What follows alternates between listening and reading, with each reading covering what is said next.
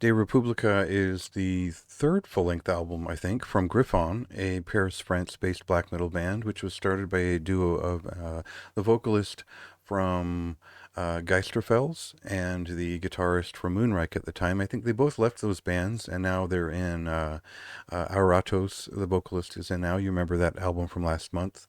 And Sinai is now in the Order of Apollyon. I don't know if he's performed on a record yet.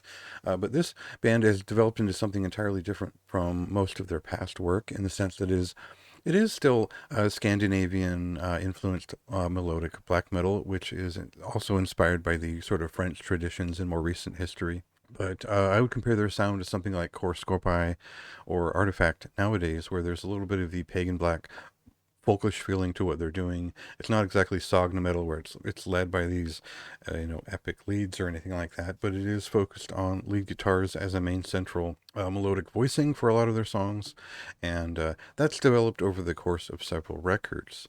I guess what I'd like to do here is focus on how good their second record was. I can't pronounce it because I don't know Greek off the top of my head, but that record was maybe much more in my taste, and this record is aiming for something which is a bit more commercial or, I guess, accessible in terms of its rhythms. And we'll give an example of that right now.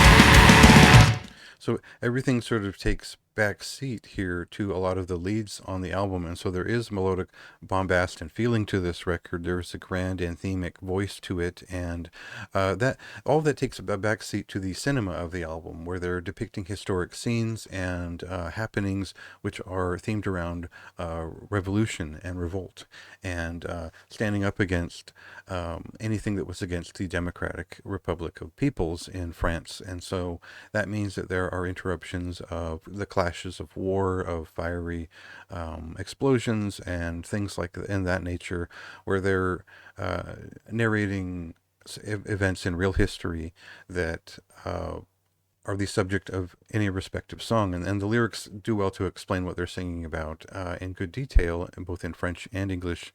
And while I appreciate that, it leaves the rhythm guitar interest as a sort of backgrounding, as a more functional instrument of basic rhythm.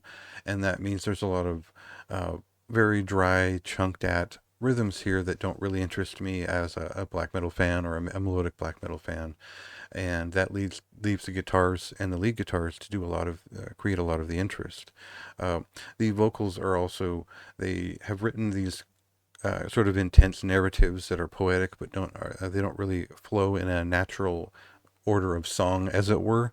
So a lot of it is maybe too interested in the cinematic presentation and not interested in the song all of the time, and that makes for an album that is really fascinating for its themes. And I think there's all of that interested me quite a bit. I spent a lot of time with the booklet until I realized I don't know if I really like these songs so much as I'm interested in the way that they're presenting them. And that was neither here nor there for me, I guess, because I know some of this history fairly well and some of it I don't. So that, learning is always exciting for me, but I don't know if that's the first goal on the order of interest when I pick up a black metal record. So it does feel a little bit like accessible melodic metal in a lot of ways, but it's not necessarily outright catchy in any case. So we're just sort of getting a simple, blunt instrument with a lot of finer details worked into the scene. And I had trouble separating the bluntness of the rhythms from the fineries of the presentation. Otherwise, it's a nicely packaged album. It has a really strong sense of purpose and presentation that I think a lot of people will really enjoy.